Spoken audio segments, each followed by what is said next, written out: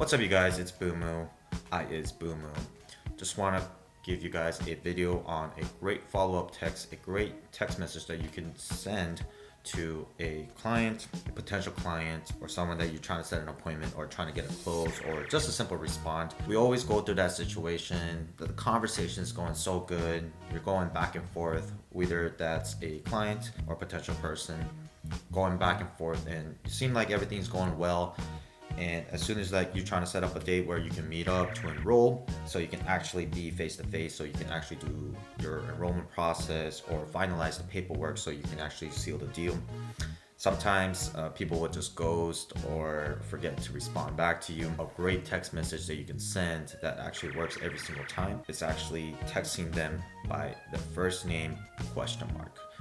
What does that mean? So I have 3 examples right here. So I'm gonna talk about this client right over here. On December 15th, I got an appointment through just speaking face to face to the gentleman, and was generally interested in looking at our product and services, of course. And we set up a date and time. When we did set up the date and time, unfortunately, the gentleman that I tried to set an appointment with has not responded back to me. I was curious, did they overslept? Did they change their mind or whatnot? So in order for me to actually know, I actually asked the question, hey, ?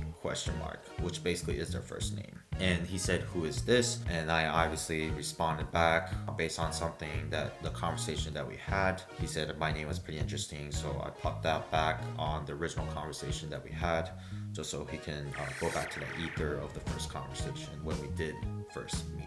Fortunately, he didn't respond back to me, so I knew right away that it was considered a client that went cold. So this is a really good text that you can send no matter where the conversation is, especially if you needed to hear back from the client. I generally recommend for people to wait 2-3 days if you're actually trying to get a response from a client or a customer. So there'll be some times where the flow is going really well, or you need to continuously update your client, because there's steps that you have to go with the project, 3 days here from engineering, 3 days here from permitting, 3 days here from closing.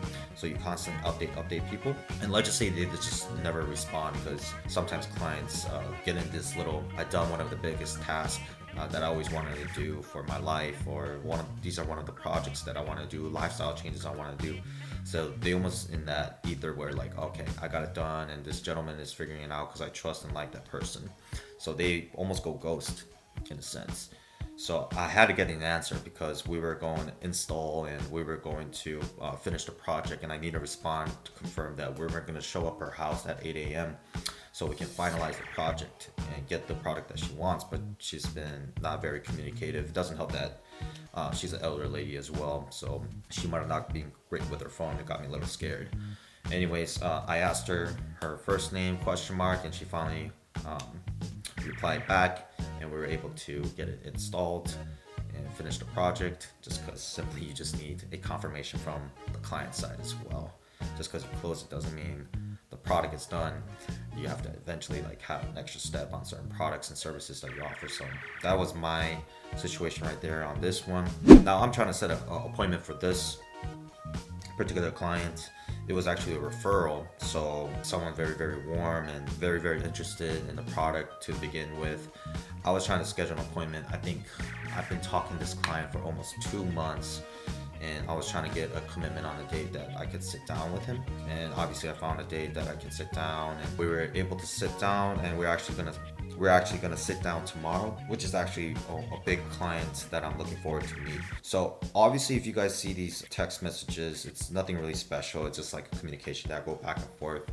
And there's some points that the client's gonna be cut off, just because it doesn't really help that the human attention span is 7 seconds long.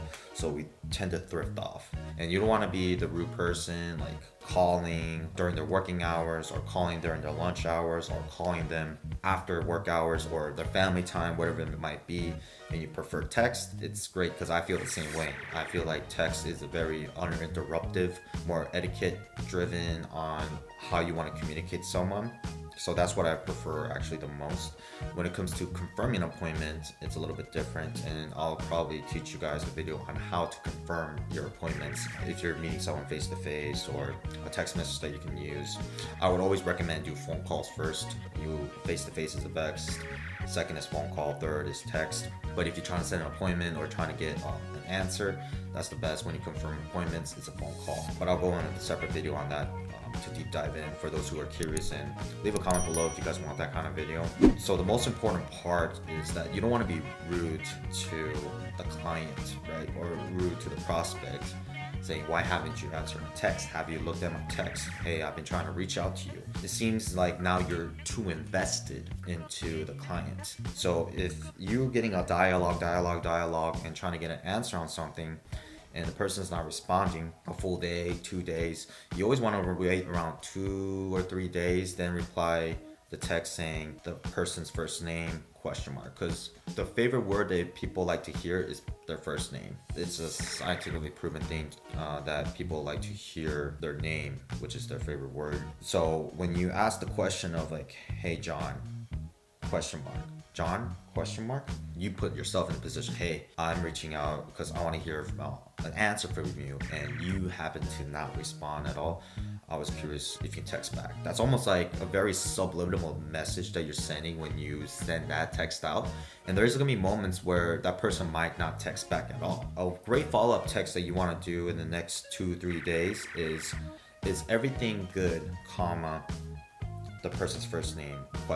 So they have to answer yes or no to you, and they have to also give you a context on why they ignored you or why they haven't given an answer yet. So you're putting yourself in a position, hey, I'm invested in you.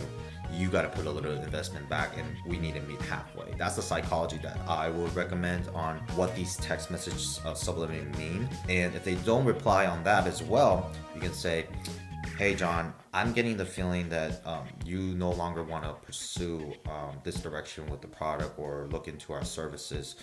Can you correct me if I'm wrong, if that's how you feel the same way? And if they don't respond from that, take them off your list. If they respond saying, hey, I'm still interested, then keep on following up and try to get a dialogue to it. I usually send 3-4 messages, and if they don't reply from there, I move on to the next person. It's just that simple. But your pipeline should be really full, because you don't want to be in a position where you rely on one person all the time. You want to have a very consistent pipeline, because you always need to be talking to someone new every single day. That's one of my biggest mottos in having in the 1099 or salesperson life, is having a very consistent pipeline, so you don't feel too invested in one person or the one conversation that you have. You always want to be prospecting, all right, who's someone is hot, who's someone who's medium, who's someone's cold that I need to bring to medium, or who's someone's medium that I need to bring to hot, and who's someone cold that I can just bring straight to hot. That's the congruent thing. That's the message that I have on pipelines, that you always want to be very consistent and keep on growing, because your pipeline is going to get shorter, taller, and expanding. So you always want to be in that consistent movement on when it comes to your pipeline and where it's going and who you should focus on, who you should cut out, and what is going on with your pipeline, and what is some things that you can work on.